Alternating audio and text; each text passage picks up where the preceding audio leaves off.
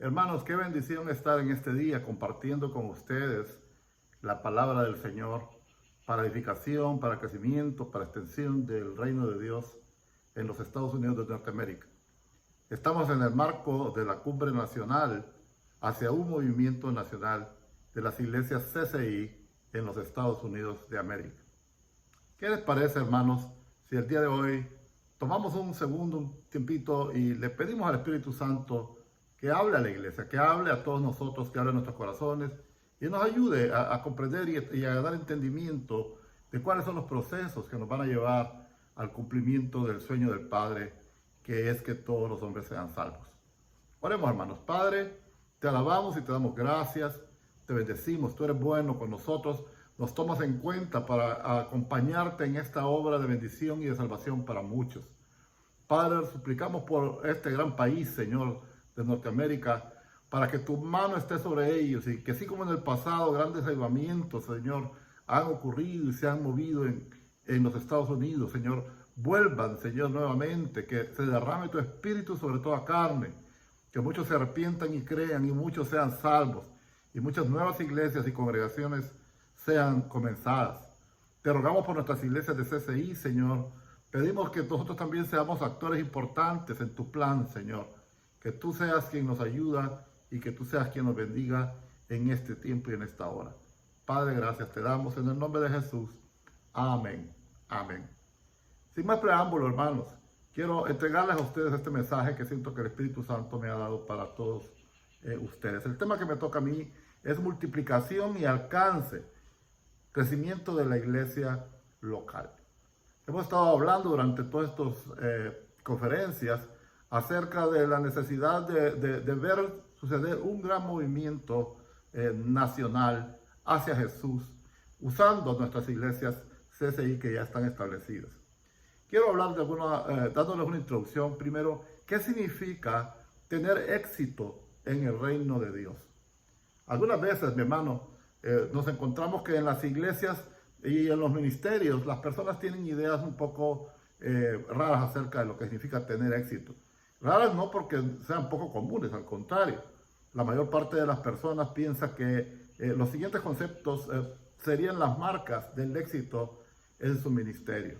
Una de ellas sería que su iglesia sea una marca reconocida, que todo el mundo pueda escuchar el nombre y decir, oh sí, esta es una iglesia famosa, conocida. La otra sería también tener unas tremendas, lindas instalaciones, un edificio, un campus enorme, precioso, ¿verdad? Y eso también podría considerarse para muchos una marca de éxito ministerial. Tal vez tu iglesia es la iglesia que tiene los eventos más cool, más especiales de toda la ciudad. Para otros tal vez sería algo un poco más elusivo, crear un ambiente en el cual cada persona se sienta segura y aceptada y decir, bueno, eso yo lo considero el éxito en mi ministerio. Para otros tener un staff capacitado, eficiente, excelente en todo, sería su aspiración y su sentimiento de éxito en el ministerio. Tal vez ser una iglesia popular a la que todo el mundo quiere asistir, en especial los miembros de otras iglesias. Pero hermanos, déjenme decirles, en el reino de Dios las cosas no siempre son como en los reinos de este mundo. En muchos casos lo que todo el mundo considera sublime para Dios es de poca importancia. El éxito en el ministerio, hermanos, no se trata de presupuestos, no se trata de asistencia, no se trata de edificaciones hermosas. El éxito en el reino de Dios se mide en fidelidad.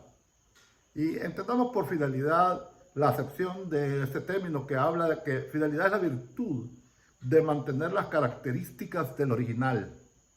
Y hermanos, el ministerio cristiano original es el ministerio del Señor Jesucristo. El éxito sería que nuestro ministerio sea fiel, se parezca, siga los trazos, las pisadas, el plano del ministerio de Jesucristo. A ver, lo sorprendente en nuestra modernidad, en el mundo actual y ya desde un rato atrás, es lo poco que se parece en la iglesia cristiana al ministerio de Jesucristo. Y es que la iglesia del Señor realmente no necesita inventar nada nuevo. Lo que necesita es obedecer mucho. Déjeme leerle un par de pasajes bíblicos para apoyar esto que estoy expresándole en este momento. En Juan 6:38, Jesús dice lo siguiente: he descendido del cielo no para hacer mi voluntad, sino la voluntad del que me envió. No estamos en el ministerio para hacer nuestra voluntad, es para hacer la voluntad del que nos envía. En Juan 5:19 Jesús dice: les aseguro que yo, el Hijo de Dios, no puedo hacer nada por mí mismo, por mi propia cuenta, dice en otra versión. Solo hago lo que veo que hace Dios, mi Padre. De igual manera estamos nosotros. El Señor nos ha enviado y Él nos dice que de la manera que el Padre me envió, yo también los envío a ustedes. Básicamente, lo que el Señor nos está diciendo en estas palabras es: no inventen, hagan lo mismo que yo. Ese es el secreto del éxito en el ministerio. Juan 13, 15, 17 dice: yo les he dado el ejemplo para que hagan lo mismo que yo he hecho. El Señor ya nos ejemplificó y nos modeló el ministerio más exitoso que hay, y nosotros nos toca seguir en sus pisadas, seguir su modelo, seguir su ejemplo. Nos toca ser fieles al original. Ahora, ¿cómo hizo su ministerio Jesús? Buena pregunta. Sería la pregunta que viene de peso lógico en este momento. Pues Jesús, ¿verdad? Es el modelo. Pues no, leamos en el Nuevo Testamento, acerquémonos con ojos nuevos al Nuevo Testamento, a los evangelios, y veamos qué es lo que Jesús hizo. Lo primero que notamos que Jesús hizo es que Jesús hizo discipulado para la misión. Jesús tuvo muchos seguidores.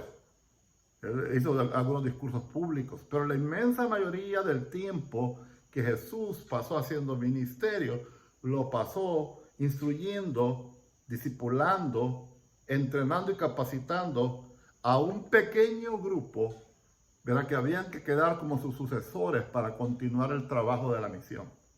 Pero este discipulado para la misión sucedió además durante la misión. Leamos la historia de cómo esto sucedió, cómo el Señor llamó a esta gente que escogió para ser sus enviados. Marcos 3:13 dice de la siguiente forma: y llamó a sí mismo a los que él quiso, y vinieron a él, y estableció a 12 para que estuviesen con él y para enviarlos a predicar, y que tuviesen autoridad. Y luego, continúa el pasaje, él volvió a su casa y se les juntó una gran multitud. ¿Qué notamos en este pasaje bíblico respecto al ministerio de Jesucristo?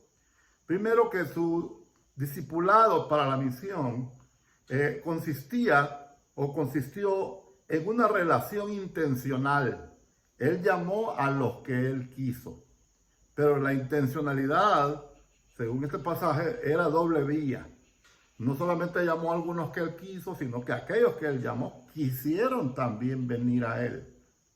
Porque las dos situaciones se pudieron con otras personas en el ministerio de Jesús. Él alguna vez llamó a alguna gente y la gente le puso excusas, le puso problemas, le dijo: tengo que ir a enterrar a mi papá, tengo que comprar una propiedad, tengo que ir a visitarla. Hubo gente que quiso tener la intención Jesús de discipular, pero ellos no quisieron de seguir a Jesús. Pero también hubo el caso de personas que vinieron y se ofrecieron para seguir a Jesús, que Jesús no quiso discipular. Hubo gente que se le acercó: Señor, yo te quiero seguir, y el Señor dijo: no. ¿Verdad? Las zorras tienen guarida, las aves tienen nidos, pero el Hijo del Hombre no tiene dónde reposar su cabeza. Y así en varias ocasiones. Es decir, el discipulado de Jesús, el discipulado en el cual está basado el ministerio de Jesús, fue un discipulado intencional de doble vía. Lo segundo es que los llamó para compartir mucho tiempo con él. Los llamó para que estuviesen con él. Él quería conocerlos y ser conocido de ellos. De hecho, cuando leemos la historia de los primeros discípulos que Jesús llamó, que al principio eran discípulos de Juan el Bautista, los llevó a su casa y ahí se quedaron durmiendo en la casa de él. ¿Qué le parece? Es algo que tiene que ver con relaciones personales intensas, de amistad, de compañerismo. Es una relación intencional.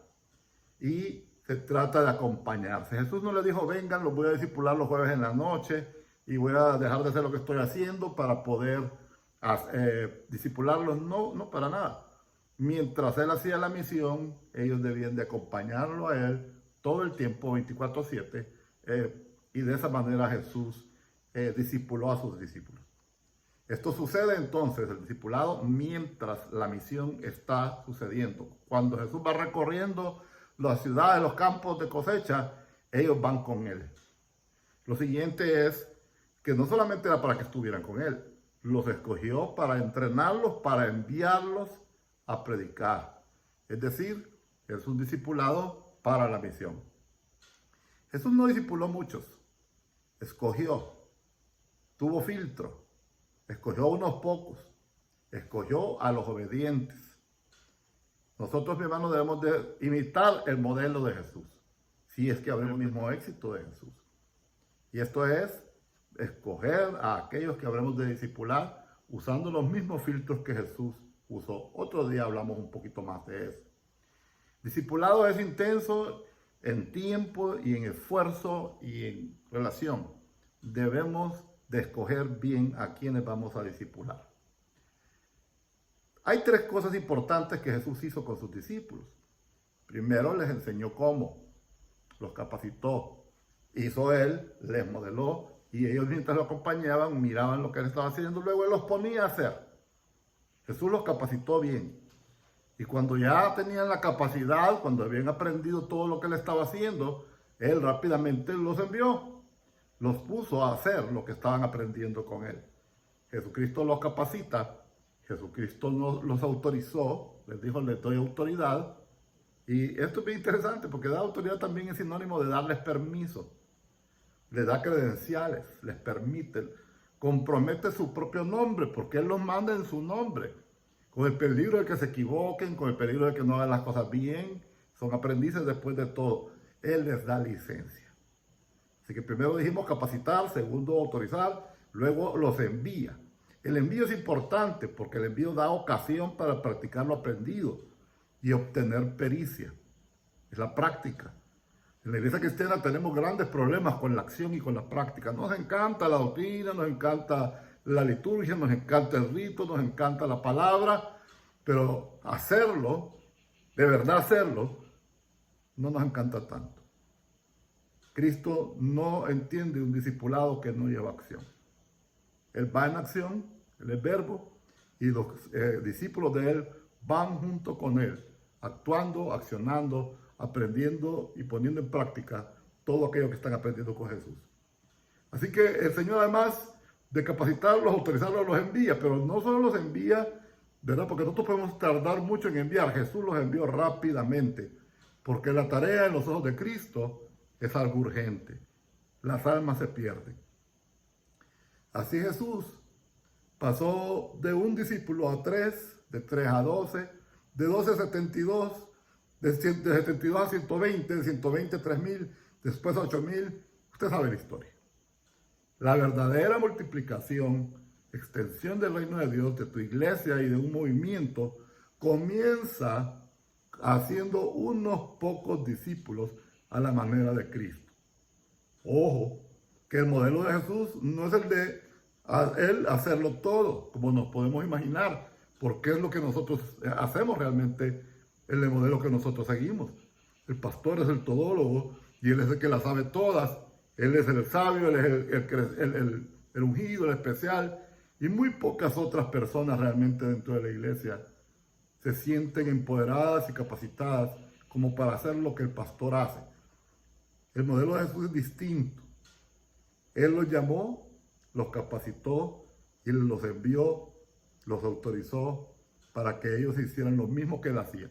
Es más, les profetizó y les dijo, ustedes harán obras mayores que yo, porque yo voy al Padre. En el corazón de la expansión del reino de Dios está este blueprint, este plano. Escoger a unos y trabajar con ellos de forma personal en una relación de discipulado. La multiplicación de las iglesias y el crecimiento de la iglesia local comienza con una cultura en la cual el discipulado no es un programa más, sino el quehacer que organiza e informa el resto de todas las demás cosas que la iglesia hace. El discipulado no es una cosa más entre mil actividades. El discipulado es el principio organizador de la misión de la iglesia. Todo lo demás circula alrededor del discipulado como se hace. Ahora, otro elemento importante es que aclaremos cuál es nuestra misión. ¿Cuál es nuestra misión entonces como iglesia? Porque la falta de claridad de lo que es la misión nos tiene distraídos y dispersos, ¿verdad? Aunque trabajemos mucho y nos esforcemos mucho, cosechamos poco, y lo poco que cosechamos son uvas que a veces son agrias y se nos escapan por un saco roto. Necesitamos tener clara cuál es la misión para enfocarnos a hacer aquello que Dios quiere que hagamos. Hacemos muchas cosas. Las iglesias son llenas de actividades, los pastores son personas ocupadas. El problema es que mucho de lo que hacemos no produce el fruto de Dios. No es el modelo de Jesús. Necesitamos tener un enfoque claro de qué es lo que el Señor nos está pidiendo realmente que hagamos. Y dedicarnos solamente a eso. La misión, mi hermano, es el discipulado para la misión. Repito, la misión es el discipulado para la misión. Leamos Lucas 19:10. Dice así: el Hijo del Hombre vino a buscar y salvar lo que estaba perdido. ¿Qué está diciéndonos aquí? Que esta es la misión de Jesús. El Hijo del Hombre vino para, esta es la misión, esta es la razón, este es el objetivo por el cual estoy aquí, para buscar y salvar lo que está perdido. Y ¿sabe qué, hermano? La misión de la iglesia no es distinta. La misión de la iglesia es la misión de Jesús. Buscar y salvar lo que está perdido. Pasaje paralelo, Mateo 18:11, dice así: porque el Hijo del Hombre ha venido para salvar lo que se había perdido. Y oiga lo que dice a continuación: ¿qué os parece si un hombre tiene 100 ovejas y se descarría una de ellas? ¿No deja las 99 y va por los montes a buscar la que se había descarriado? Y si acontece que la encuentra, de cierto os digo que se regocija más por aquella que por las 99 que no se descarriaron. Así no es, oiga lo que no es la voluntad de Dios, no es la voluntad de vuestro Padre que está en los cielos que se pierda uno de estos. Y déjeme decirle, hermanos, hay muchos que se pierden porque la iglesia no anda buscando a los perdidos. Repito este pensamiento que dije hace un momento: así como mi Padre me envió, yo os envío. Eso está en Juan 20, versículo 21. ¿Cómo Jesús fue enviado por el Padre? Fue enviado a buscar y salvar lo que está perdido. Y Jesús nos manda de la misma manera a buscar y salvar lo que está perdido. Porque la misión de la iglesia, hermanos, no es la iglesia misma. Nosotros actuamos como que la misión de la iglesia es la iglesia misma. Pero, hermanos, la misión de la iglesia es buscar y salvar lo que está perdido. Sin embargo, ¿cuánto del quehacer, cuánto del tesoro, cuánto del recurso humano, cuánto de todo nuestro trabajo está realmente orientado a ir y buscar lo que está perdido por los montes, por los campos, por donde sea que se encuentran las almas perdidas? La realidad es que nos pasamos la inmensa mayoría del tiempo peinando a las 99 que ya están salvas. Hermanos, ¿verdad? Por eso no hay multiplicación. Jesús no nos pide, fíjese, en ninguna parte que plantemos iglesias, qué interesante. Pero sí nos pide que hagamos discípulos. Y los discípulos se hacen primero proclamándole el evangelio a aquellos que aún no están en Cristo. Si hacemos de esa forma, siempre tendremos la iglesia al final. Nada más que será una iglesia mejor.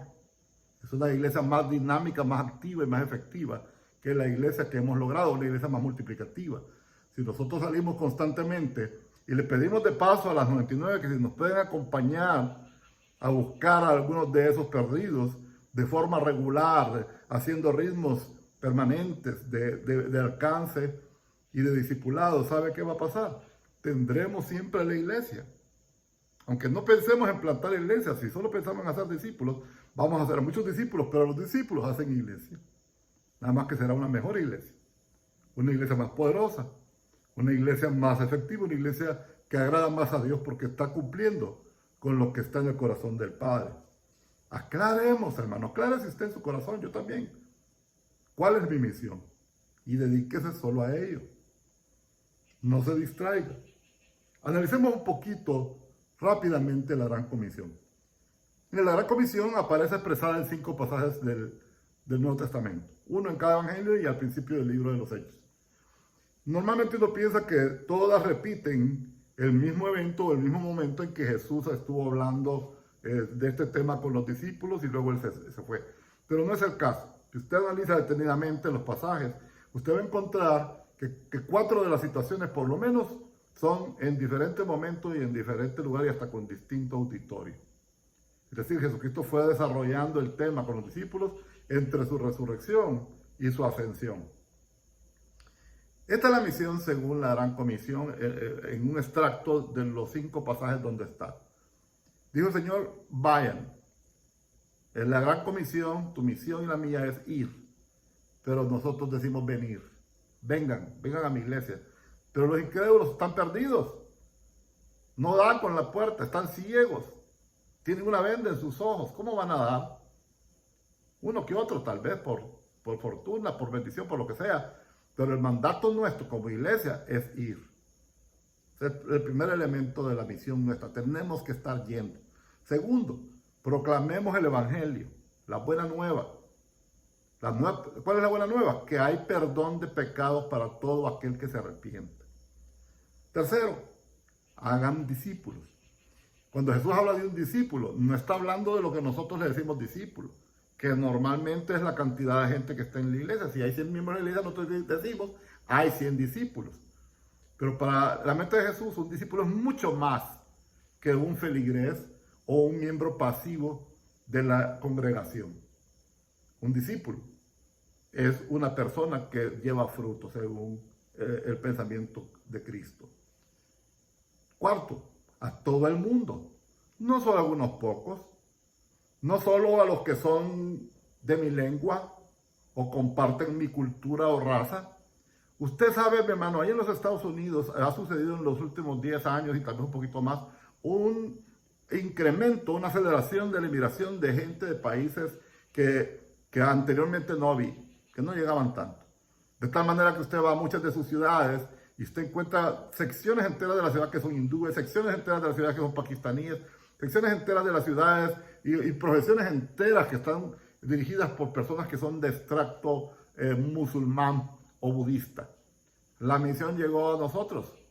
La misión está aquí cerca. Sin embargo, normalmente las iglesias cristianas, ¿verdad?, estamos llenas de la gente que son iguales a nosotros. Hay iglesias de negros, hay iglesias de blancos. La mayor parte de las iglesias latinas congregan solo latinos, los orientales congregan orientales.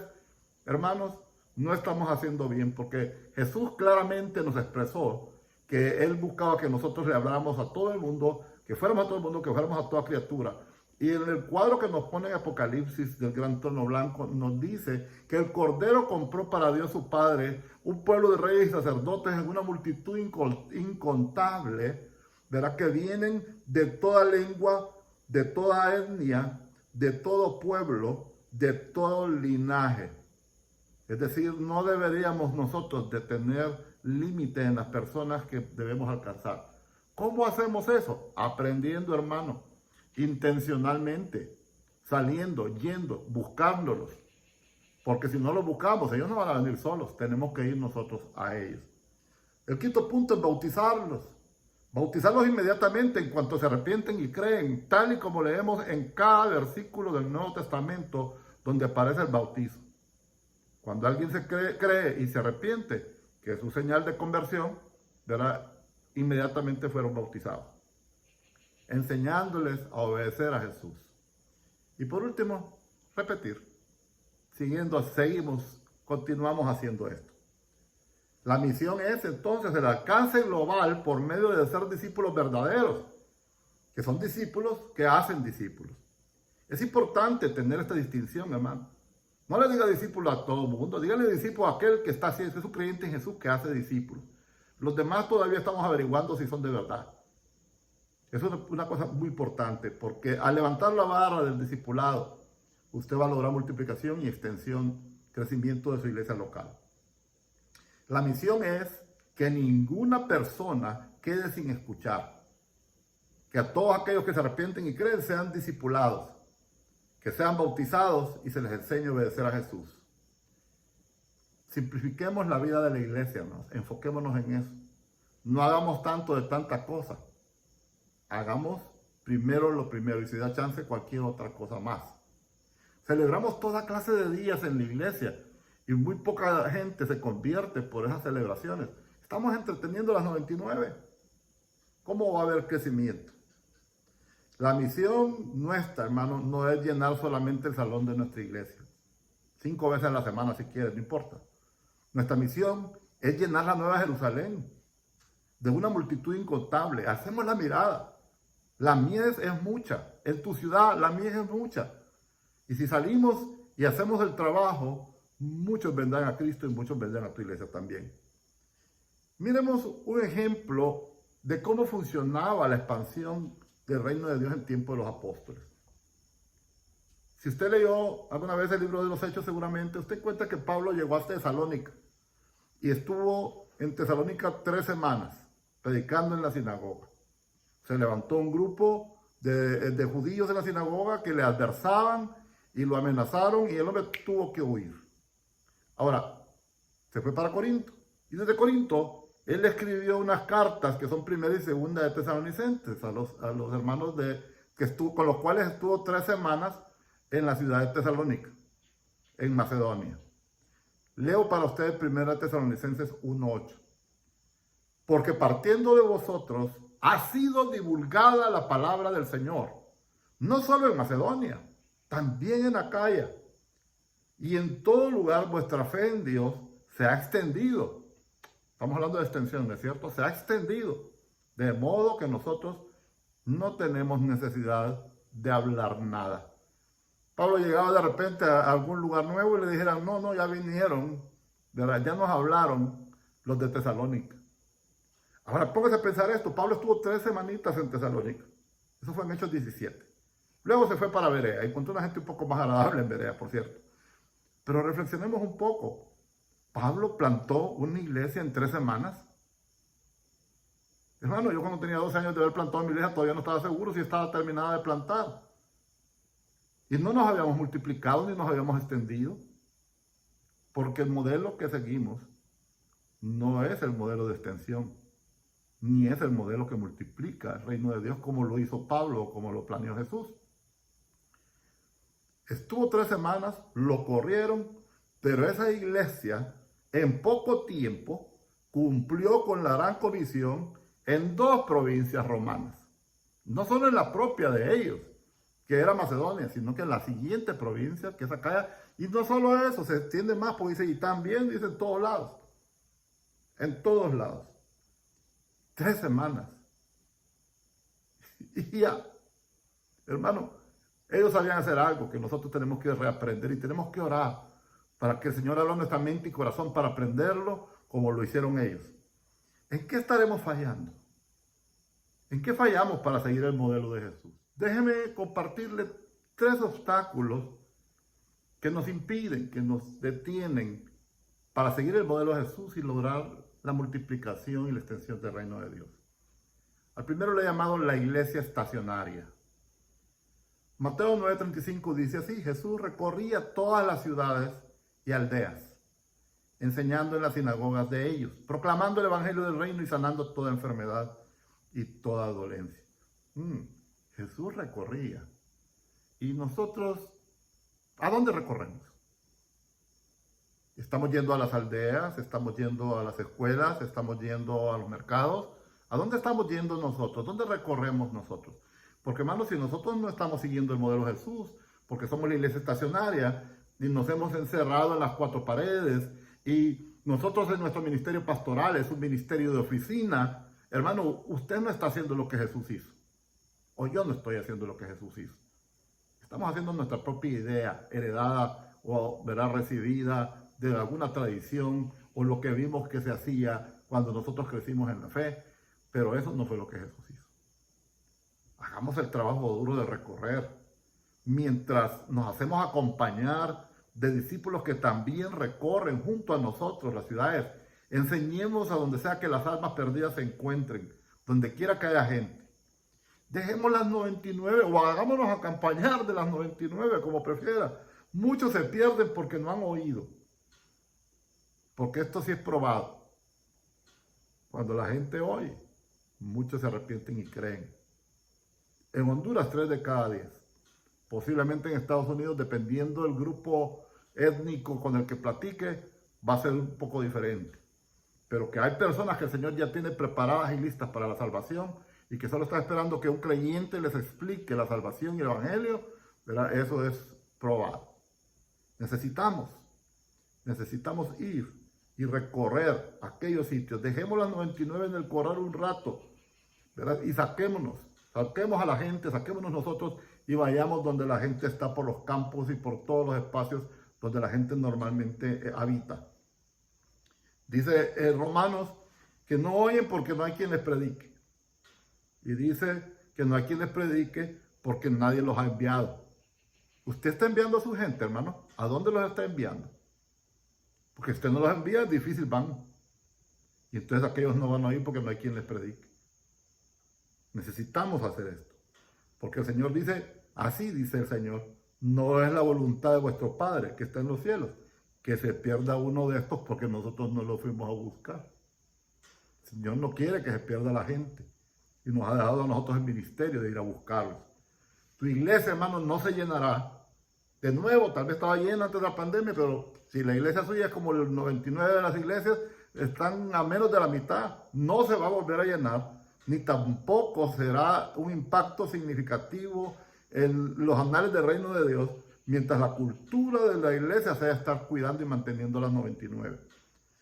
¿Por qué será, hermanos, que somos tan fieles a nuestras tradiciones humanas, pero no somos tan fieles a la palabra del Señor y al modelo de Jesús? ¿A dónde predicamos más los pastores? En funerales, en bodas, sobre todo en las iglesias, y a veces en medios de comunicación, muchos de ellos programas dirigidos a creyentes en emisoras de creyentes. ¿Y a quiénes predicamos entonces? A audiencias que el 99% ya están en Cristo, a las 99.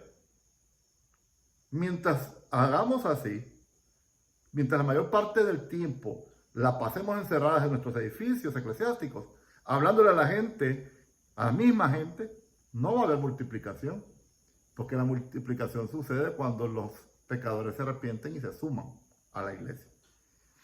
Y es que, hermano, recuerde, el discipulado de Jesús solo sucede mientras estamos en misión, buscando al perdido, en las plazas, en las casas, en las escuelas, en los caminos, en las oficinas, por todas partes. Lucas 9:6 nos dice precisamente eso. Ellos salieron y recorrieron todas las aldeas, oiga otra vez el recorrido, anunciando por todas partes el mensaje de salvación y curando a los enfermos. Lucas 14:23 dice, dijo el Señor al siervo, ve por los caminos, ve por los vallados, fuérzalos a entrar para que se llene mi casa. ¿Y sabe lo que describe ese pasaje? Que la casa se llenó.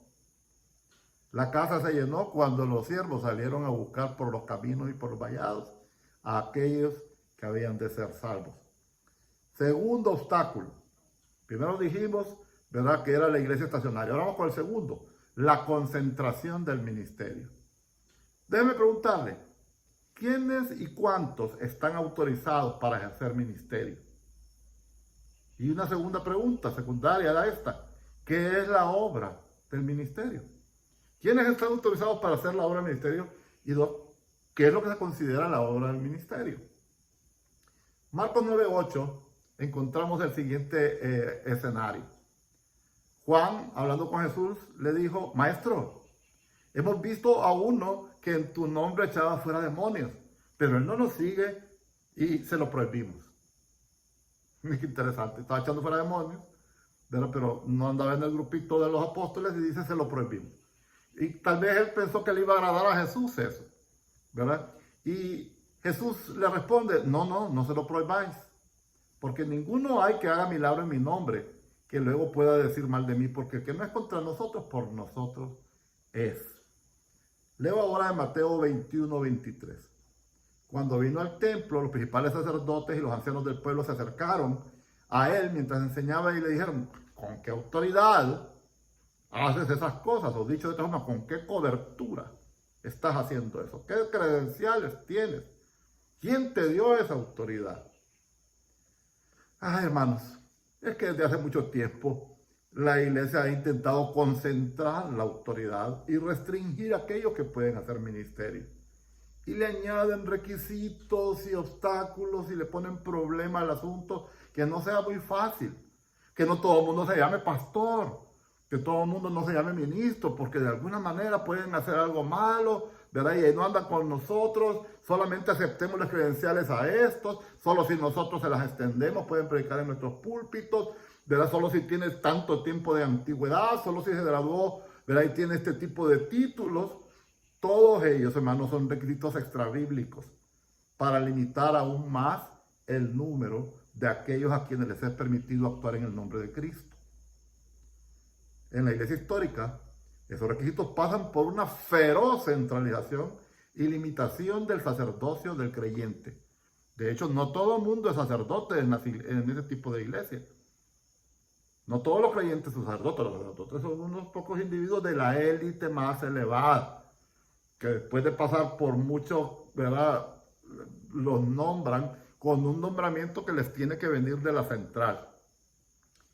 Y aunque, hermanos, desde la Reforma, al menos de manera retórica, se rescató la doctrina del sacerdocio de todos los creyentes, en la práctica seguimos teniendo dos clases de creyentes: los creyentes profesionales o clero, y los amateurs o laicados. Y aunque nosotros no los llamamos así, es lo que realmente sucede, ¿verdad? La gente piensa que a ellos no les toca. Todo ese tema del ministerio no les toca, ellos son la audiencia, el auditorio, la membresía. De tal manera que en la mente de ellos, los únicos sacerdotes, nada más que ya le cambiamos el nombre, ya no les decimos de una forma, les decimos pastores. Y eso, mi hermano, para ciertos egos que tienen necesidad, ¿verdad?, es hermoso, ¿verdad? Es una inflamación del ego, ¿verdad? Porque usted es el indispensable, usted es el único que puede impartir los dones de la gracia de Dios. Pero, mi hermano, el problema con esto es que el corazón del Padre es por una inmensa multitud de almas en todas las épocas y latitudes que necesitan escuchar las buenas noticias para ser salvos. Son tantas las almas que no hay obreros suficientes.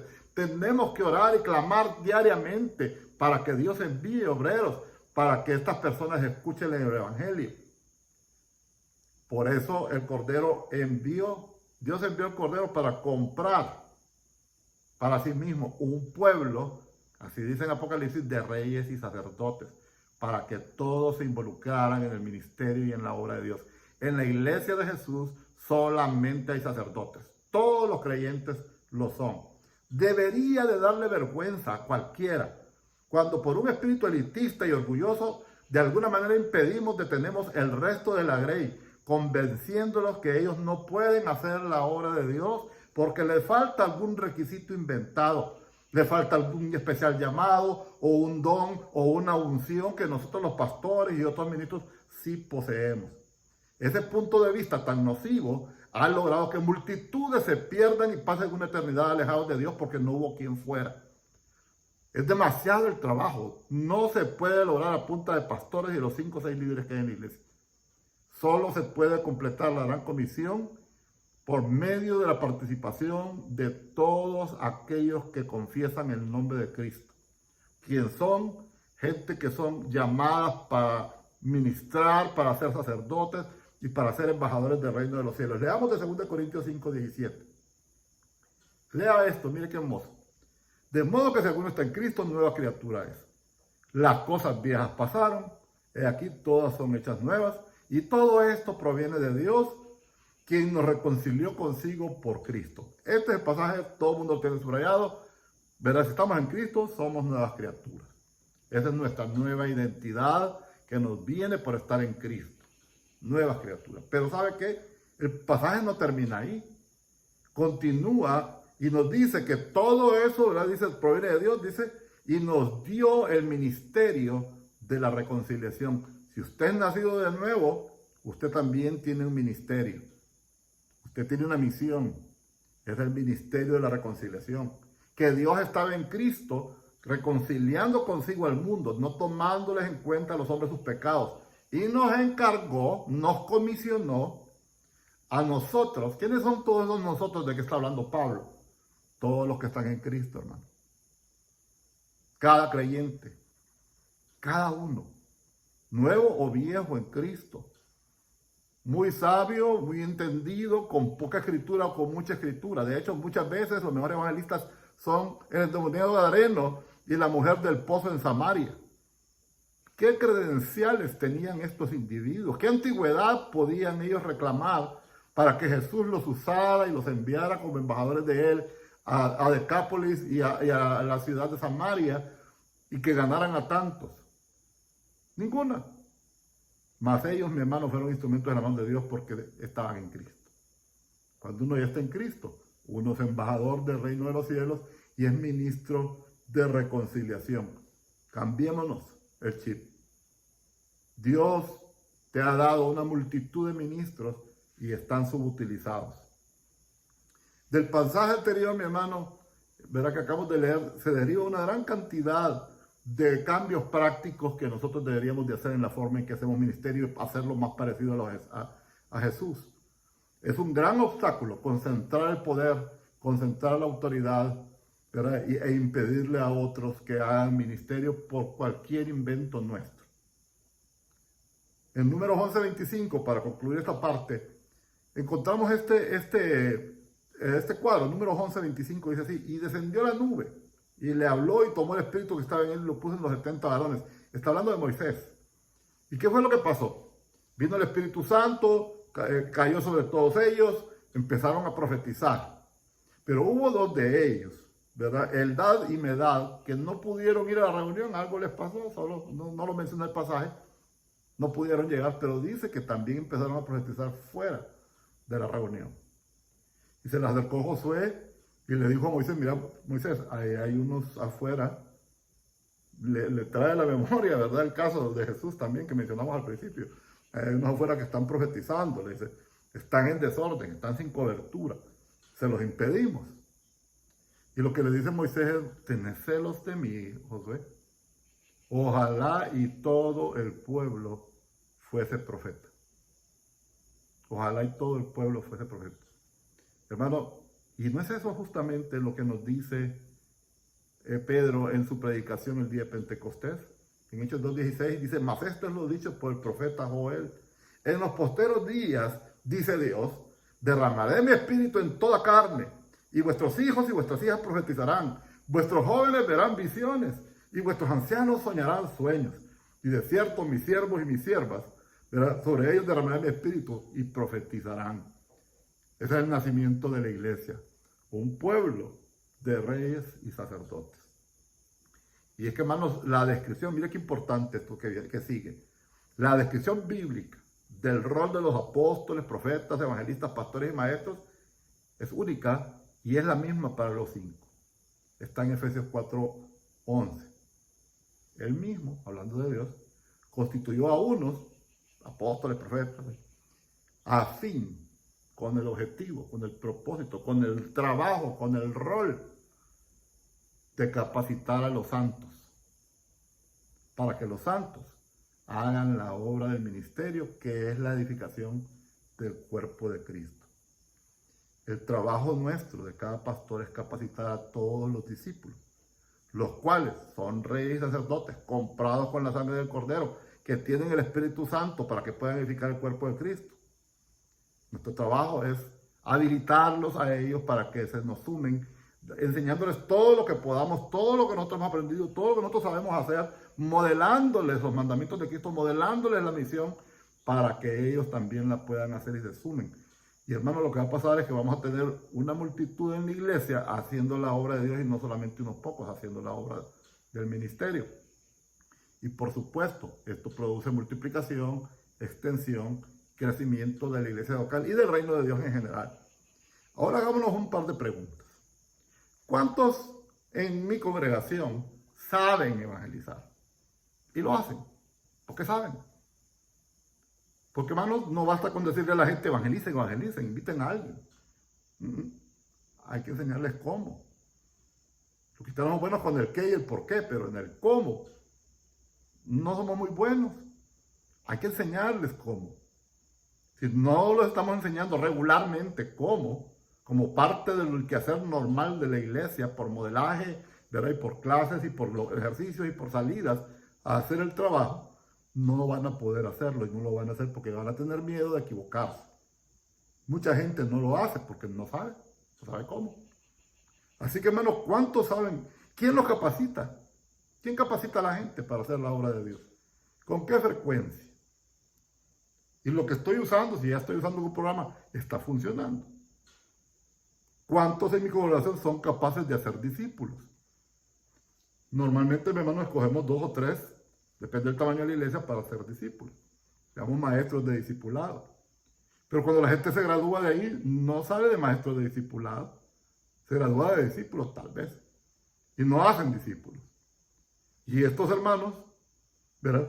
El resto de la iglesia, si tengo 100 y tengo 3 maestros de discipulado, inmediatamente se eximen a sí mismos. Los otros 97, cuando nombramos a 3 para hacer discípulos, los otros ya no hacen discípulos porque dicen, a mí nadie me nombró. Algo no está bien, ese no es el modelo de Jesús. Tenemos que repensarlo. ¿Cuántos de mis discípulos saben bautizar?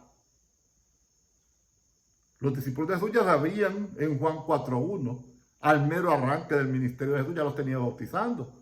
Tus discípulos ya bautizan gente. ¿Por qué los discípulos de Jesús sí? ¿Cuántos de mis discípulos ya han sido enviados en misión a sanar enfermos, a echar demonios, a proclamar el arrepentimiento y la reconciliación con Dios? Porque, hermanos, los discípulos de Jesús en Mateo 10 y en Lucas 10 ya andaban ellos solos de misión haciendo todo esto. Ya los había capacitado, los había autorizado y los había enviado Jesús. Y cuando vinieron, venían gozosos, tuvieron resultados y extendieron el reino de Dios. Ese es el modelo de Jesús. Porque yo he oído esto, Jesús, no, hermano, que eso toma mucho tiempo. En tu modelo toma mucho tiempo. El del de Jesús, en menos de un año ya los tenía trabajando y listos para empezar a hacer ese ministerio y ese trabajo. Mateo tiene 28 capítulos. Mateo 10 es un primer tercio prácticamente, ¿verdad? De todo el ministerio de Jesús. ¿Cómo esperamos, hermanos, que haya multiplicación y crecimiento sostenido y saludable si el ministerio lo acapara una fracción pequeña de todas las participantes en la iglesia? Y aún estos no saben lo que están haciendo porque nunca nadie los capacitó apropiadamente. Los discípulos, hermanos, no se capacitan para el ministerio por medio de sermones. Los discípulos se capacitan de la misma manera que Jesús lo hizo, mientras tú andas en misión. Tercer impedimento para seguir el modelo de Jesús son conceptos equivocados de lo que es discipulado. Otras dificultades que tenemos para seguir el modelo de Jesús y nuestra falla de hacer discípulos y no solo feligreses pasivos es un equivocado concepto de lo que es discipulado. Voy a decir algunas cosas que discipulado no es. Déjenme decir. No es de un montón a la vez. No se puede discipular a muchos. Jesús no lo hizo así. Escogió unos pocos, unos cuantos. Escogió 12. Y déjenme decirle que Jesús era soltero. No tenía niños. ¿Verdad? Y todo el trabajo no era bivocacional. El trabajo de él era ese, la misión. Si usted tiene un trabajo, tiene niños, y tiene esposa, posiblemente no le va a dar chance de discipular apropiadamente como Jesús a 12 personas. Se trata de unos pocos escogidos, hombres fieles, hombres obedientes. Tampoco el discipulado es algo que usted puede hacer un día a la semana.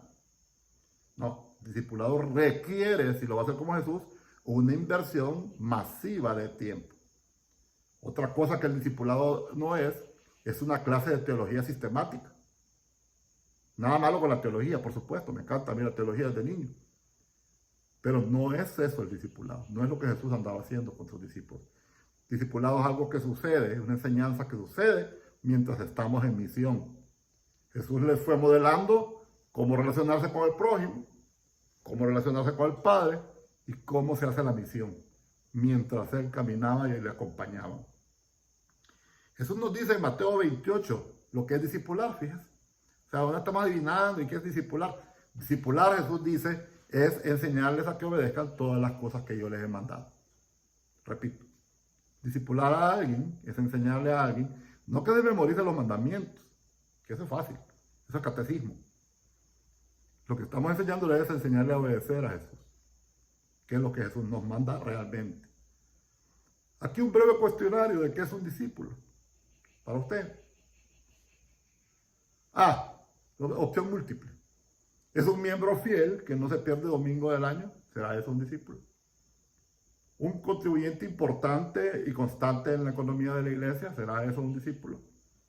¿Un servidor voluntario que ayuda en los programas y actividades de la iglesia, anfitrionía, alabanza, estacionamiento, clases de teología, etcétera? ¿Es un miembro bautizado? ¿Todas las anteriores? ¿Es una persona graduada del programa de discipulado un discípulo? ¿Será esa la definición bíblica o esa es la definición de nuestro paradigma, de nuestra tradición, de la forma en que nosotros lo hemos hecho? Yo quisiera ofrecerle algunas respuestas un poquito más bíblicas. Un discípulo, lo mencioné anteriormente, es un creyente en Jesús que está haciendo discípulos.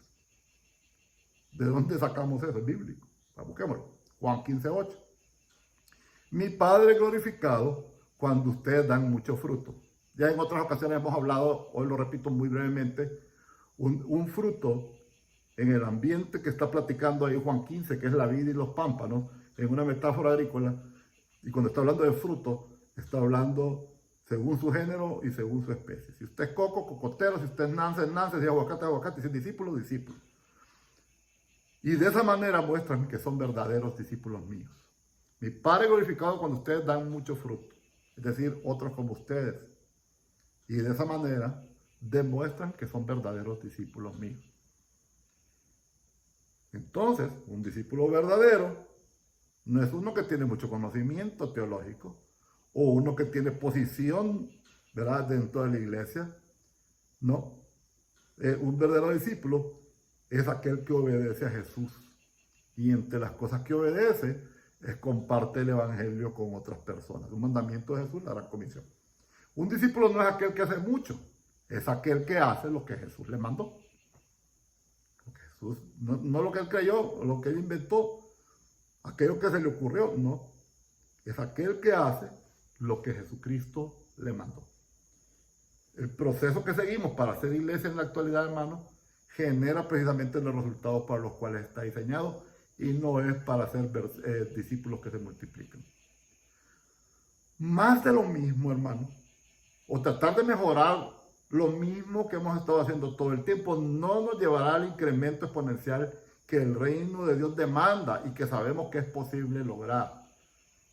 Necesitamos, mi hermano, cambiar de paradigma, leer nuevamente la escritura con ojos frescos, con los lentes de la misión, con los lentes de cómo lo hizo Jesús, para poder hacer una transformación en la cultura de nuestras iglesias, ¿verdad? Y pasarla de una cultura de mantenimiento de lo que se tiene a una cultura de multiplicación y alcance.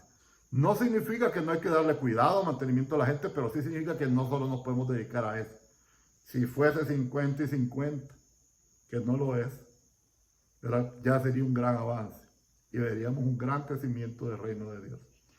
Concluyendo, hermano, para obtener los resultados de Jesús y sus discípulos, tenemos que imitar el modelo de Jesús.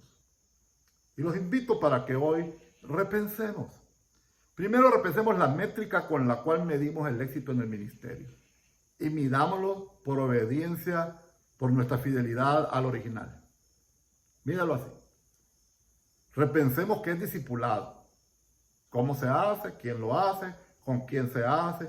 ¿Con qué propósito? ¿Con qué fin se hace?